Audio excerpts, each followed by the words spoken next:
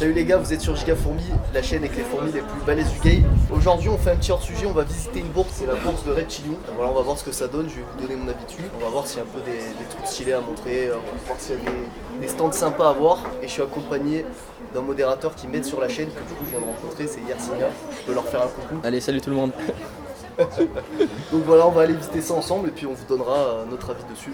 C'est parti. Et en fait, du coup, on découvre la salle à l'intérieur. C'était assez cosy, c'était pas immense. Mais j'ai bien aimé, j'ai trouvé ça sympa. J'ai déjà fait d'autres événements qui sont beaucoup plus grands. Et des fois, je trouve ça un peu... Je suis pas fan quand il y a trop de monde. Mais du coup, voilà, là, j'ai bien aimé. C'était en plus petit comité. Il y avait quand même du monde, hein. Il y avait du passage, mais c'était sympa, j'ai trouvé. Donc, dès le début, on a vu plein d'animaux sympas. Il y avait des serpents en tout genre. Alors, les serpents, les vendeurs de serpents, j'aurais bien aimé en interviewer. Mais il faut comprendre que c'est pas évident. C'est pas tout le monde déjà de une qui veut passer à la caméra. Parce que c'est pas évident, voilà, de s'exposer sur internet. Et de deux, en fait, les mecs sont en train de vendre. Donc, il y a plein de clients qui passent. Et s'ils prennent le temps de me parler 5 minutes, bah, ils vont louper plein de clients et du coup faire moins d'argent. Donc c'est pas évident pour eux. Après ensuite on a croisé des reptiles aussi de toutes sortes, notamment des pogonas. Alors moi j'y connais rien en reptiles, mais bon c'était sympa, c'était coloré. J'aime bien un peu regarder les animaux exotiques. Il y avait ensuite aussi des amphibiens. Le stand amphibien c'était très très joli. Pareil, j'aurais bien aimé interviewer le mec, mais son stand suscitait vraiment beaucoup d'intérêt, donc j'ai pas pu me poser dessus. Et puis ensuite dans les bourses aux reptiles, tu retrouves toujours aussi des insectes en tout genre. Donc il y avait des menthes, donc menthes religieuses, j'en avais élevé, ça aussi à l'époque, c'est très sympa. Et en fait t'avais un stand où le mec les laissait comme ça dehors et elles étaient posées, et les gens venaient les voir, c'était assez rigolo. On a aussi vu des phylliums, ça c'est des espèces de phasmes qui imitent un peu des feuilles, c'est très rigolo. Puis après il y avait des araignées et des cétoines. Les cétoines aussi j'en ai élevé quand j'étais plus jeune, quand j'étais un collégien. J'aime beaucoup, moi si vous connaissez, j'avais des Pacnoda marginata, je vous mettrai une photo. Et donc voilà, je tournais un peu et à ce moment-là je cherchais des gens à interviewer. Je suis aussi tombé sur un stand d'entomologie. Donc en fait tu naturalises des insectes, les mecs les prélèvent et en font des... Bah là par exemple le mec les mettait dans des cadres. Et c'était très intéressant, ce monsieur là qui tenait ce stand était assez âgé et c'était une personne qui avait dédié sa vie à naturaliser des insectes. Et c'est pareil, il était un peu sauvage, je crois qu'il aimait pas du tout les caméras. Il a pas voulu nous expliquer ce qu'il faisait et j'ai trouvé ça dommage parce que vraiment c'était sympa. Et donc on a continué à tourner et là on tombe sur un stand avec des tortues géantes, c'était vraiment impressionnant. Alors là encore une fois le monsieur était un peu timide, il a pas voulu qu'on le filme, mais par contre il était très gentil, il a beaucoup discuté avec nous et il nous a tout expliqué en fait sur ces tortues. Donc je vais vous raconter ce qu'il m'a dit. En gros il y a un enclos où il y a 2 tortues énormes, donc si tu veux quand on arrive là-dessus, nous on est un peu ébahis parce que j'avais jamais vu ça de ma vie, je sais pas si ça se retransmettra à la caméra mais les tortues étaient immenses. Donc dans cet enclos il y a 2 espèces, il y a d'abord la plus petite des deux qui est une Centrochelys sulcata, je sais pas si je le prononce bien, et j'ai oublié de quel pays elle vient parce qu'on n'a pas trop parlé de cette espèce. Et ensuite il y a l'espèce sur laquelle il m'a donné un peu plus de détails qui est l'Alda Brachylis gigantea. Donc dans son nom déjà c'est gigantea, tu vois que c'est la plus grosse des deux, et c'est, j'allais dire une fourmi, non, c'est une tortue africaine et elle est énorme, elle pèse 250 kg. C'est vraiment impressionnant. Un moment sur le stand il a déplacé et on voit par rapport à sa taille c'était quand même un monsieur, il était pas petit en taille, hein, il était assez grand et pourtant la tortue est immense quoi, c'est vraiment très très impressionnant. Et en fait sur son stand il avait aussi un espèce de terrarium avec des toutes petites tortues et on pourrait penser que c'est une espèce différente mais non, c'est la même espèce que la gigantea, donc je le redis, la Alda Brachylis gigantea. Et en fait ces tortues là qu'il nous a montré avaient 1 an et il nous expliquait qu'au bout de 20 ans elles feraient presque la taille de la grosse et que c'est à cet âge là que les tortues, tu vois, atteignent leur maturité sexuelle, peuvent se reproduire. En fait leur vie, la vie des tortues terrestres est assez similaire que la vie des humains. Il nous expliquait qu'à 15 ans ils sont dans l'adolescence, à 20 ans ils sont adultes et que ça vit environ jusqu'à 80 ans et que vers, je crois, peut-être j'ai une bêtise, vers 50-60 ans les femelles arrêtent de pondre, donc ce qui correspondra à peu près à la ménopause chez les humains. Mais en tout cas très très sympa ce monsieur, je vous invite à aller voir sa page Facebook, il est pas médiatisé mais je vous mettrai le lien de sa page Facebook en description. Super, très très gentil, merci à toi si tu regardes la vidéo pour toutes tes explications. Ensuite on est tombé sur quelqu'un qui avait un stand de Fidjipus, je vais vous laisser avec les explications, je vous invite à aller lui donner de la force sur Instagram. Là pour l'instant elles sont présentées en fait simplement dans ces petits tubes parce que là on est sur des Fidjipus qui sont encore à des stades où il va leur falloir un petit volume en fait. C'est les premiers stades. Alors c'est pas les premiers stades parce que les premiers stades il y a quand même beaucoup de mortalité qui intervient. Ok. Donc c'est bien de ne pas acheter un en dessous Trop de jeune. L3. Ok, en dessous d'un L3. En dessous de L3, il y Donc a là, quand c'est même du L3. déjà un risque. Non, là on est sur du L4 minimum. Ok. Et pour certaines localités, enfin pour ce qui me reste, vous seriez venus ce matin les gars. Ah on est pas matinaux. Mais du coup, ouais, pour certaines, ça monte jusqu'à L5. Ça se manipule un peu les Fidjipus Alors, ça se manipule. Bon, comme tout animal, à faut pas condition trop, je pense. De les désensibiliser. Ah oui, ok. Tu les adaptes, tu leur apprends Tu en peux fait. vraiment les conditionner un petit peu. Ok. Celle-ci l'a jamais été. Donc c'est un Ok. bon exemple de voir que déjà, on va réussir à avoir une petite interaction quand même. Pas très timide comme animal du coup? C'est pas très peureux. Ok. C'est pas très speed non plus. Peut-être qu'elle va me faire mentir parce que je l'ai déjà embêté plusieurs fois aujourd'hui. Oui, là c'est une journée un peu spéciale. Voilà, c'est ça. Bon, des petites choses, des petits tips, c'est que tu mets pas tes mains dans le terrarium. Ça, c'est forcément quelque comme une chose agression. d'agressif pour elle. Donc l'idée, c'est un petit pinceau et on va venir simplement la guider tout doucement pour la faire remonter sur le dessus de notre terrarium. Ici, c'est une Phidippus regius, donc ça c'est l'espèce, et la localité c'est Dos Guardenas, donc c'est de Cuba. Leur particularité à celle-ci, c'est que donc là les femelles, elles vont être noires avec les points qui vont se colorer, qui vont aller du orange au rouge. Donc au sein de l'espèce, tu as une variation de couleur, quoi, c'est ça? Alors oui, au sein de même différents individus, voilà, dans la même ponte, certains vont commencer par avoir du orange, d'autres ça va être un peu plus beige, ça va s'accentuer en grandissant. Rose dorée, je sais pas si elle te les montre. Elle est rigolote comment elle se déplace, hein. Voilà. C'est marrant. Donc, elle est sauteuse pattes. parce que si je lui propose souvent... Et elle jauge avec ses pattes, hein, c'est ça qu'on voit en fait. Hein. Elle a sauté dans ma main parce que... Elle n'a pas une sorte de capacité qui lui permet de mesurer un peu la distance de saut avec ses deux pattes avant, en fait, c'est ça? Ce qui est intéressant, alors, là tu vois, elle est partie explorer là maintenant. Donc toujours avec un petit pinceau, on va essayer de la reguider. Pas avec les mains direct. Bah, c'est à éviter quoi. On peut, hein, si vraiment c'est cas extrême, moi je conseille plutôt d'avoir une petite cup. Ouais, j'avais une autre question aussi, quand tu les élèves, alors déjà, première question que j'oublie, c'est quoi le stade de celle-ci? Celle-ci elle est L7. L7, ok. Voilà. Et une femelle... C'est le dernier stade ou... Non, okay. Ça serait le dernier stade pour un mâle. Ok. Et une femelle elle va faire entre 8 et 10 mues. Ok. Donc là... Ah, donc tu m'apprends un truc, quand on dit L, à chaque fois c'est une nouvelle mue en fait, c'est ça? C'est ça. Ok, ouais. Ça marche. Et c'est une mue effectuée. C'est le premier chiffre qu'on trouve. Parfois on peut voir L4, L5. Ça voudra dire qu'elle a effectué sa quatrième mue et qu'elle va faire la cinquième. Que la cinquième est la prochaine. Ah, c'est passionnant. Au niveau des Phidippus, vu qu'on les voit un peu chassés à vue, etc., est-ce que c'est quand même assez casanier comme araignée ça? Elle va faire quoi? Une toile dans laquelle elle va rester? Comment ça marche? Si on lui offre une taille de terrarium qui est adaptée à sa taille, elle va faire un cocon. Et qui lui servira de lit, hamac en fait. Ce sera pour dormir, ce sera sa petite sera maison, essentiellement pour aller se coucher la nuit parce que c'est diurne, elle vit la journée. Ça chasse à vue, donc elle a besoin de la lumière du jour pour chasser. Voir. Ça chasse pas la nuit? Non, pas du tout. La nuit, elle dort dans son hamac. Le hamac, parfois, il peut s'épaissir, devenir totalement opaque, et ça signifie que la mue est en préparation. Dans ce petit terrarium, elle, chaque jour, elle va avoir des moments où elle va sortir de ce cocon, explorer un petit peu, soit pour aller s'hydrater, soit pour aller chasser. Et si elle n'a pas faim ou pas soif, elle va plutôt avoir tendance à rester à l'entrée de son nid en prospection. Voilà. Si on lui offre un terrarium trop grand... Ouais, j'allais te demander sur qu'est-ce que c'est qu'une taille adaptée en fait, de terrarium. On va le remarquer parce qu'elle va avoir tendance à faire plusieurs nids. Ok, plusieurs nids.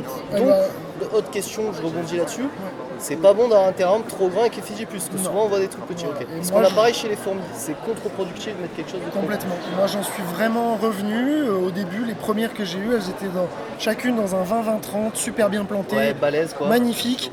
Et en fait, je les ai quasiment jamais vues de leur vie, quoi. Elles ont passé leur temps à tisser des toiles, rester dedans parce qu'elles étaient crevées. Et du coup, en fait, c'est des araignées qui, tous les soirs, en fin de journée, quand elles sont parties explorer, elles se disent: waouh, mon ancien nid il est super loin, je préfère en refaire un. Ah ouais, direct. Voilà. Donc elles vont s'épuiser à faire ça. Du coup, dis-nous où on peut te retrouver. Du coup, l'élevage il s'appelle Axophidippus. Ok. C'est très Harry Potter et puis à ce monde des araignées. Et puis surtout l'idée d'être en contact directement avec un éleveur qui effectue des envois toutes les semaines, qui aussi continuera à répondre à vos questions une fois l'achat effectué et se rendra disponible. C'est vraiment une des volontés de ce que je veux apporter à mon élevage, de ce que j'aime bien discuter. T'as raison, ça manque beaucoup dans le milieu, c'est très bien. Il manque de l'accompagnement, j'ai envie de proposer ça. Quand on achète une petite bête, autant que ça soit pour son milieu. Écoute, en tout cas merci pour tout, c'était super intéressant et on espère que ça marche pour toi et que tu passes une bonne journée. N'hésitez pas en tout cas. Pour continuer sur les araignées, on est aussi tombé sur quelqu'un qui avait des mygales. Enfin, il avait qu'une mygale, et ce qui était impressionnant, c'est qu'elle bougeait pas. Elle était immobile, j'ai presque cru qu'elle était en plastique. Et ce monsieur-là a une association, et notamment un des objets de cette association, c'est d'aider à former pour avoir le certificat de capacité, donc pour pouvoir élever des mygales chez soi, être autorisé par l'État de faire ça. Donc je vous laisse avec les explications. Une assoce qui a presque 40 ans d'existence. Ah oui, 40 ans quand même, ok. Je suis le président depuis 3 ans maintenant. Donc à la base, était vraiment orienté tout arachnide et puis petit à petit se spécialise dans le monde plutôt des mygales. Dans les mygales. Donc ici vous en avez une d'ailleurs. C'est une mygale, donc la Theraphosa blondi, donc la plus grosse et la plus grande mygale du monde. Et ça vient de quel pays ça comme Guyane. Guyane. Elle est donc de chez nous, okay. Guyane française. Et c'est assez marrant parce que du coup on en discutait hors caméra, on la voit dans le terrarium, je mettrai des plans, mais elle bouge pas du tout. Vous pouvez me expliquer ce dont on a parlé en haut? Alors les mygales en règle générale sont vraiment des animaux très inféodés à leur terrier. C'est-à-dire que petites, elles sont dans un petit trou, le trou va grossir avec l'animal. Colonie de mygales, c'est un peu comme un gruyère, il y a plusieurs trous avec des araignées dedans qui ne vont jamais en sortir pour ainsi dire. Les femelles vont y vivre toute leur vie, toute leur existence, car pour elles, quitter leur terrier, c'est prendre un risque. Donc elles attendent qu'une proie vienne plutôt que l'inverse. Donc elles ne vont pas les chasser à court, non, elles sont dans leur terrier. Quand une proie passe à portée, pour manger, elles attendent que la proie rentre dans le terrier. Passe à portée. Elles sont à l'affût, si la proie passe à 10 cm, elles sortent, elles rentrent dans leur terrier bien à l'abri. Pour se protéger tout de suite. Pour se protéger. Donc du coup, voilà, c'est une espèce, enfin ce sont des animaux qui demandent peu d'espace, ou d'animaux, enfin ils demandent vertébrés, les serpents. Ah, ils ont besoin de beaucoup d'espace, voilà. Les lézards, on les sent comme un peu captifs, on sent qu'ils voudraient bien s'échapper. J'ai sur le salon vu une personne il y a 1 heure de ça qui m'a dit qu'il a testé chez lui, dans sa pièce d'élevage, d'ouvrir tous ces terrariums de mygales. Tous. 1 mois après, ils n'avaient pas bougé de leur trou. Aucune n'est sortie. C'est impressionnant. Comme s'était évadé. Donc voilà, j'aurais pas fait l'expérience chez moi, mais en tout cas lui a testé, ce qui est intéressant. Du coup, vous avez une association Maïji. Le GEA. Est-ce que vous avez des réseaux pour trouver cette association? Si des gens souhaitent se renseigner pour rejoindre? En tapant GEA sur internet, on trouve le forum du GEA. Okay. Alors il faut savoir que le forum c'est un peu indépendant, c'est-à-dire que des personnes peuvent adhérer à l'association ou pas et être sur le forum et inversement. Oui, bien sûr. Voilà. Est-ce que vous avez un réseau social qui est un peu la vitrine de votre asso ou pas du tout? Non, malheureusement non. Pas trop médiatisé? Non, regarde, du tout. C'est honnêtement une association qui a, comme je dis, 40 ans d'âge. On était presque 350 il y a 20 ans. Et avec les lois de plus en plus dures, ça s'est vraiment effectivement réduit. Oui, on s'est retrouvé peut-être à une poignée d'adhérents il y a 5 ans. Quand j'ai repris, on était plus de 3. On est monté à 30, 40. Mais voilà, on est en train de reprendre un petit peu, on va dire, du poil de la bête. Mais c'est quand même très restreint. Et je suis un petit peu seul pour ça. Ok, ben on mettra le nom en tout cas du site dans la vidéo si ça peut donner un peu de visibilité. Et ben on vous souhaite un excellent salon, on espère que ça a marché pour vous. Les phasmes géants. Je vais vous montrer ça. Phryganistria sp Gaopitch, parce que l'espèce n'est pas vraiment décrite encore officiellement. Ça vient d'où ça? Un grand phasme de Thaïlande. De Thaïlande, ok. Donc à peu près entre 40 et 50 cm maximum, pas de comprise. Ça s'élève comme les autres phasmes à peu près ça? Ouais, ronde du chêne. Il faut surtout beaucoup de place pour que la mue imaginale soit faite correctement. C'est vraiment marrant. Ça c'est la femelle, le mâle adulte j'en ai pas là. Beaucoup plus fin. C'est plus petit les mâles, ouais. Ouais, bleu. Ça vous fait pas mal là avec les... Pas du tout. Justement, c'est fait exprès d'avoir des gros crochets parce que le corps est assez lourd. Tu le sens les agripper quand même sur les mains. Ça fait pas mal mais tu sens qu'ils t'agrippent. Là il cherche une branche pour aller en hauteur. Ouais. Gagner de la hauteur, c'est gagner de la sécurité, donc du coup... T'as des petits cétoines aussi, t'as du Pacnoda marginata, non? Il y a un peu de la Pacnoda, là t'auras de l'Odicella, avec un beau vert émeraude. Ah c'est sympa, il brille et tout, très joli. Comment est-ce que ça se maintient La Goliathus. Oula oui d'accord. Ça prend pas mal d'années. Ça commence à ETL 3, ça prend quelques mois. Ouais, quelques mois. Là ça va grossir un corps en taille. Ah, c'est balèze. Pour donner des très gros insectes. T'as des réseaux sur lesquels on peut te suivre ou quoi, voir un peu ce que tu fais? Instagram, on peut me trouver, sur Facebook. Je poste régulièrement des vidéos de mes voyages, des choses comme ça, de mes élevages aussi. Super. Et naturalisation, tu partages un peu dessus? Ouais, un petit peu aussi. Je fais beaucoup de naturalisation pour ma collection personnelle. Super. Et puis un petit peu pour les gens qui veulent aussi avoir quelques spécimens chez eux. Super, ça marche. Mais merci beaucoup, merci à toi. Merci, bon salon. Et là, on a interviewé des bénévoles qui étaient géniaux. C'était des personnes qui s'occupaient des tortues blessées, etc., qui les récupéraient et les plaçaient. Et ils s'occupaient aussi de faire de la réintroduction de tortues en danger, notamment une espèce, là je vous la mettrai à l'image. Enfin, c'était vraiment des bénévoles super, j'ai beaucoup discuté avec eux. Sauf que, petit imprévu, quand j'ai publié la vidéo, la bénévole que j'ai interviewée m'a envoyé un mail et m'a prévenu que ses dirigeants étaient mis en examen hein, pour plusieurs facteurs, plusieurs chefs d'accusation, notamment détournement de fonds et maltraitance sur les animaux. Donc, ils sont en accusation, ils sont en procès, ils n'ont pas été reconnus coupables, donc ils sont présumés innocents. Mais sachez qu'en tout cas, c'est pas quelque chose de rare chez les grosses associations. Il y a beaucoup de grosses associations où il y a des détournements d'argent, etc. Donc j'avais un mauvais pressentiment et ça m'a pas surpris. Donc je suis un peu dégoûté, mais je dois couper cette partie alors qu'elle était passionnante et on passe à la suite de la vidéo. Donc, désolé pour ça. On a un joli serpent là. Ah oui, oui. Ça c'est un python royal. Il est là en démonstration et justement il fait partie de la collection qui est à côté de notre collègue qui est là pour essayer de faire manipuler un petit peu ces animaux à gens qui n'ont pas forcément l'habitude ou qui osent pas tout de suite. Donc on est là pour essayer de leur apprendre à comment aborder le serpent. C'est un python, exactement, python Régis, python royal, c'est ça, exactement ça. Ouais, mais c'est qu'il y a plein de couleurs en fait, il y a plein de variantes. Non, il y a énormément de variantes différentes et voilà, c'est un serpent qui est très sympa parce qu'il est très calme, hein, comme on peut le voir là. Il se laisse très bien manipuler, il est pas du tout agressif. Il a une bonne petite tête, c'est rigolo. Et il y en a qui sont très beaux. Lui il est très photogénique, ouais. Il aime beaucoup. Ouais, il est curieux, on le voit, il a vraiment des beaux yeux, quoi. C'est très rigolo. Et enfin, pour clôturer cette bourse, il y avait un stand de manipulation de reptiles qui était animé par le vétérinaire qu'on a vu dans la partie juste avant. Et en fait, ici, tu pouvais manipuler des pogonas, des serpents. Et il y avait aussi collé à ce stand une fille, la fille de l'organisateur en fait de la bourse, qui avait un espèce de gros varan, ce qu'on appelle un chisu. C'est le nom exact, mais moi j'appellerais ça un varan. Je trouve ça plus. Et c'était marrant quoi, on dirait un espèce de dragon. Ils ont été très gentils, merci à eux. Ils m'ont laissé le manipuler, le toucher, le porter aussi. J'ai fait des photos. Mais c'est une sacrée bestiole, très très rigolote. C'est aussi un des animaux coup de cœur que j'ai vu sur la bourse.